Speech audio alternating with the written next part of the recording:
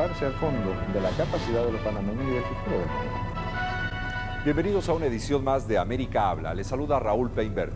Hoy nos encontramos transmitiendo desde el Palacio de las Garzas, la residencia presidencial en Panamá. Aquí el presidente Ernesto Pérez Valladares se enfrenta a un escándalo por la supuesta filtración de los dineros del narcotráfico en su campaña política, un hecho que se repite en pocos meses en otro país latinoamericano. Glenda Umaña nos informa en América Habla. Al ganar las elecciones en Panamá, el representante del Partido Revolucionario Democrático, PRD, Ernesto Valladares, asumió el poder en 1994. Continuó con un joven proceso de democratización que se inició con la administración pasada bajo el mando de Guillermo Endara, luego de 21 años de dictadura. Pero la admisión reciente del mandatario panameño de haber endosado sin saberlo durante su campaña 2 cheques por un total de $51.000 provenientes de una compañía cuyo dueño es un supuesto narcotraficante, cabecilla del cartel de Cali, ha virado la mirada al pasado. Para el expresidente Guillermo Endara, el PRD surgió como el brazo político de las antiguas fuerzas de defensa del ejército y asegura que ese partido ha estado siempre ligado al narcotráfico, no así su máximo representante. Debo decir que el partido en el poder actualmente, el PRD, es un partido que no se formó políticamente ahora con motivo de la presidencia del doctor Pérez Valladares. Los fuertes vínculos de quienes han tenido el poder en Panamá con el narcotráfico se hicieron evidentes bajo el mando del general Manuel Antonio Noriega, quien se encuentra en Miami acusado de narcotráfico. A Panamá el narcotráfico no solamente lo ha perjudicado políticamente, porque la dictadura nuestra, más que nada, era una narcodictadura. Pero tal parece que la sombra del narcotráfico continúa infiltrada en la vida política y algunos sectores empresariales de Panamá. La Agencia Federal Antidrogas DEA de los Estados Unidos investiga 7 sociedades panameñas de carga aérea vinculadas al narcotráfico, en la que años atrás figuraron el empresario mayor Alfredo Alemán y actuó como abogado Gabriel Castro. Alemán fue hasta hace poco presidente del Banco Nacional de Panamá, Banaico, y Castro dirige actualmente el Consejo de Seguridad Nacional. Banaico colapsó a principios de junio, $50 millones desaparecidos.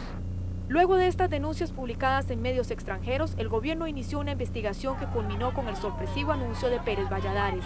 El gobierno afirma que, sin saberlo, el vicepresidente Felipe Virsi y el embajador de Panamá en Costa Rica, Félix Extirpó, fueron quienes recibieron los cheques de una de las compañías del supuesto narcotraficante colombiano José Castellano Henao. Esto yo creo que ha sido un detonante muy importante. Y muy importante, digo, porque Panamá también necesita conocer y reconocer su verdad. No solo la de 21 años de una dictadura en la cual también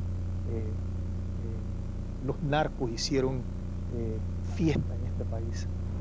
Después de una polémica discusión nacional, se nombró al Procurador General para que realice la investigación.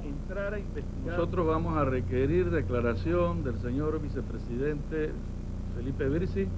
Está en su facultad escoger si su declaración nos la rinde a través de un documento escrito, como establece esa prerrogativa nuestro Código Judicial. El presidente panameño ha pedido a los partidos políticos tomar conciencia de la facilidad del narcotráfico para penetrar a la sociedad y abogó por la inmediata denuncia en caso de ser infiltrados. En Ciudad de Panamá, Glenda Umaña, Telenoticias. Pero ¿hasta dónde esta situación pone en peligro a la administración del actual mandatario panameño? El propio Ernesto Pérez Valladares no responde. Señor presidente, muchas gracias por esta entrevista para Telenoticias. Usted es el segundo presidente latinoamericano en quedar en entredicho por un escándalo de los dineros del narcotráfico en su campaña política. ¿Está usted consciente de los graves riesgos que esto puede conllevar? Bueno, déjeme primero decirle que yo no estoy en entredicho. Yo he hecho una denuncia desde el momento en que en efecto pude desafortunadamente comprobar que sin saberlo mi campaña sido penetrado por dineros del narcotráfico. En consecuencia, al contrario, nosotros lo que hemos tomado es una actitud de solicitar que se haga toda la investigación por parte de la Procuraduría General de la Nación y que se logre aclarar totalmente este tema. Yo creo que lo único que esto significa para mí es el fortalecimiento de mi ánimo en la lucha contra el narcotráfico, en la lucha contra los dineros mal habidos, en la cooperación con los otros estados para tratar de hacerle frente a este problema. A mí me parece que el tratar de echarle la culpa a alguien o de tratar de buscar chivos expiatorios no va a solucionar el problema. El problema se va a solucionar en la medida en que todos los estados que nos vemos afectados por este problema en todo el mundo aunemos esfuerzos para luchar contra él. ¿Cómo pudo haber sucedido esto en Panamá, señor? De la misma forma como sucede o puede suceder en los Estados Unidos o en cualquier país del mundo. Una persona, una empresa, una sociedad anónima se acerca a hacer una donación a una campaña política de un presidente, de un diputado, de un legislador. Se chequean hasta donde es posible chequear la procedencia o los dueños de las personas de las sociedades anónimas. Se reciben referencias normales y se acepta la donación. Es evidente que eso es muy diferente al que haya habido, por ejemplo, conversaciones o acuerdos o diálogos o negociaciones con narcotraficantes para aceptarle su dinero en una campaña política. ¿Reconoce es usted, evidente señor, que es totalmente diferente. ¿Reconoce usted, señor presidente, fallas, deficiencias administrativas durante su campaña? No, yo ¿Qué es creo lo que que pasa entonces? nosotros hemos tratado y hemos reevaluado y hemos conversado con muchísima gente, tanto interno en Panamá como en otros países, como en los Estados Unidos, y es poco más de lo que hemos hecho, lo que podemos hacer. Es decir, lo importante es tener la determinación de que cuando estos hechos sucedan, no evadirlos, sino hacerle frente y castigar a los culpables. Pero es casi imposible, en palabras no mías, sino del embajador Robert Gilbert, el prevenir este tipo de infiltraciones inocentes, desconocidas de dinero de narcotráfico.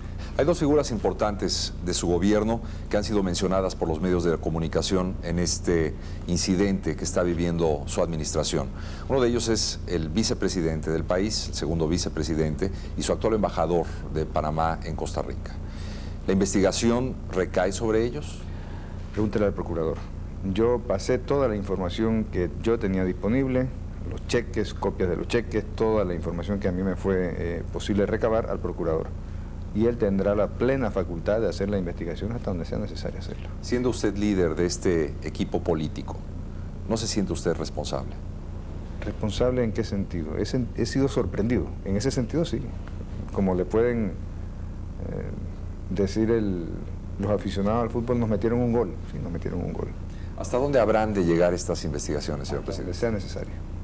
De demostrarse el arribo de dineros del narcotráfico a su campaña política, ¿qué decisiones habrá de tomar? Bueno, déjeme decirle que yo no puedo suponer. Yo tengo que actuar sobre las bases de las cosas que son conocidas. En 1994, para la campaña política, ni para mi partido, ni para ningún partido era conocido el hecho de que este señor que ahora está en la cárcel, perseguido por mi gobierno, tuviera empresas en Panamá vinculadas al narcotráfico. Yo no me atrevería a asegurarlo, pero estoy casi convencido que ni siquiera para los propios organismos de seguridad de los Estados Unidos era conocido este tema. Eso se vino a saber en una operación encubierta después de mi toma de posesión, con la ayuda del gobierno de los Estados Unidos, y hemos hecho todo lo necesario para que este señor sea traído a la ley, está en cárcel. Aparte de eso, ¿qué más le puedo decir? Si hubiera yo, por supuesto, si hubiera yo tenido alguna vinculación, algún conocimiento, alguna sospecha, por no decir alguna conversación, con personas vinculadas al lavado de dinero o al narcotráfico, es evidente que tendría yo una gran responsabilidad y una gran culpabilidad. Ese no es el caso, es totalmente diferente. Y a continuación hacemos una breve pausa y en cuanto regresemos el presidente de Panamá nos dice qué tan lejos tendrán que llegar estas investigaciones. Regresamos.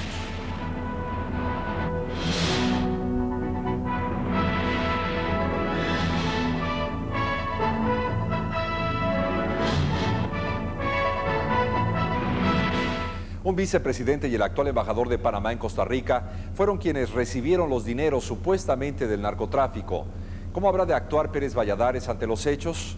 El propio mandatario nos responde. Señor presidente, ¿niega usted entonces haber tenido cualquier tipo de contacto previo con el narcotráfico en su país? Ni siquiera, ni previo ni posterior. Es decir, ni siquiera conozco al señor que está detenido, aunque fue mi gobierno quien le hizo todo el seguimiento y lo tiene preso.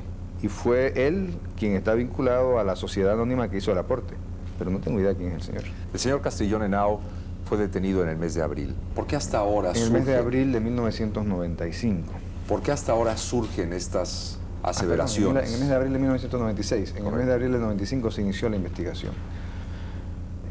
Hasta ahora surge esto porque es hasta ahora que su abogado se acerca a la gente del Consejo de Seguridad a informarle que su cliente, el señor Castrillón Henao, quien está en la cárcel, dice que es mejor que no demande yo a publicaciones como The Economist, porque él sí hizo unas contribuciones a través de una corporación panameña que tiene operaciones en Panamá a mi campaña política. Entonces, evidentemente, yo averiguo si es verdad lo que este señor asevera y ahí se produce toda la investigación. Usted ha dicho que le toca tragarse sus propias palabras. Claro. ¿Por qué? Así es. Bueno, porque yo había asegurado, convencido, como lo estaba hasta ese momento, que no había habido infiltraciones del dinero de narcotráfico en mi campaña.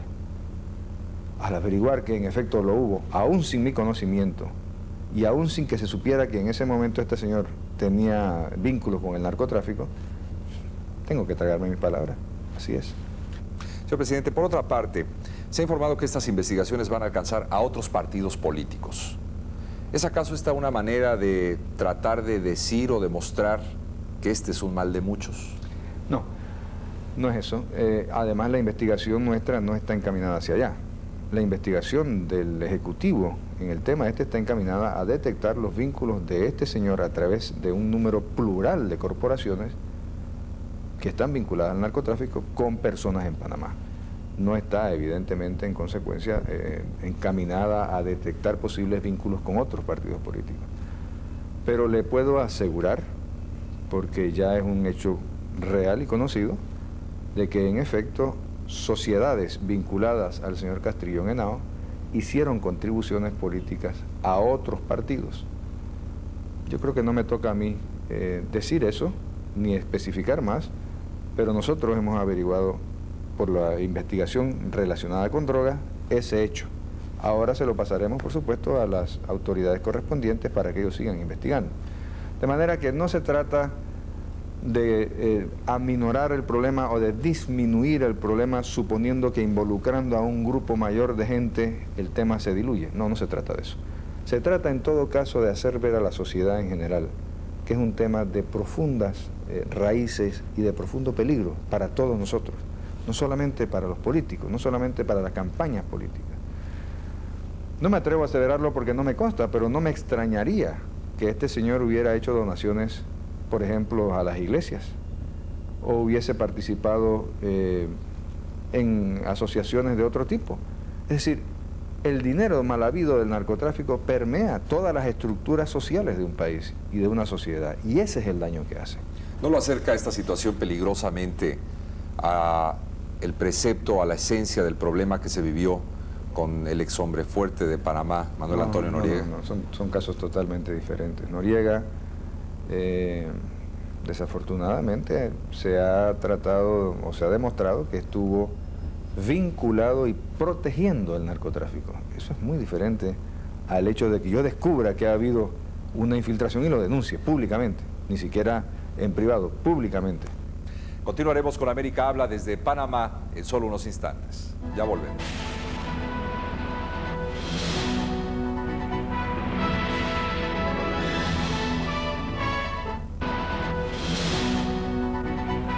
El expresidente panameño Guillermo Endara ha hecho en medio de esta crisis severas acusaciones contra el actual mandatario y el partido político al que pertenece. ¿Cómo responde Ernesto Pérez Valladares a estos señalamientos? Lo veremos a continuación en la tercera parte de nuestra entrevista.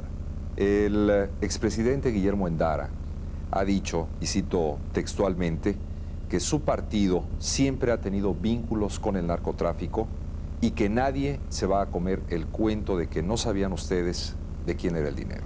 ¿Qué puede usted decir al respecto? Lastimosamente, el rol que está jugando el expresidente Endara es el propio de un candidato que irresponsablemente hace acusaciones. Yo creo que esa aseveración, aparte de ser totalmente falsa, creo que quizás la hizo en un momento desafortunado. Déjeme decirle algo que no he querido decir antes, pero aprovecho la coyuntura para decirlo. El señor Félix Estripó, quien fue la persona que hizo el vínculo entre un abogado representante de Castrillón Henao y el segundo vicepresidente, por ser amigo de ambos, es decir, el segundo vicepresidente tampoco conocía al abogado de Castrillón Henao y quien se ayudó de vínculo fue el señor Félix Estripó.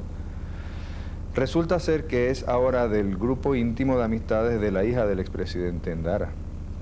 Y resulta ser que además de eso es una persona muy allegada al palacio y a gobierno durante el periodo del presidente Endara. Así es que... ¿Podríamos pensar en un vínculo del narcotráfico en la figura del señor expresidente? Bueno, yo no me atrevo a hacer esa irresponsabilidad de aseverar las cosas como él lo hace.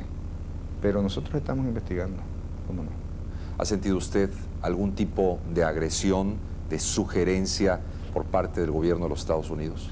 No, al contrario, he recibido muestras fehacientes de apoyo y de aplauso y de admiración por el valor que significa salir públicamente, ser cuestionado como me ha cuestionado usted y como me puede cuestionar cualquier otra persona y cualquier otro periodista, y tener la capacidad de explicar abiertamente lo que ha sucedido. Yo no tengo nada que esconderle a nadie, al contrario, y ellos lo saben, por eso me respaldan también. ¿Cómo habrá de afrontar Ernesto Pérez Valladares esta situación que se vive actualmente en su administración? Como lo estamos haciendo, con las puertas abiertas, con la información a disponibilidad de las autoridades, con la verdad en la mano, de la única forma que se pueden afrontar situaciones fortuitas como esta. A nuestro regreso, el presidente Pérez Valladares nos habla de cómo el país se prepara para recibir las riendas del Canal de Panamá. Regresamos.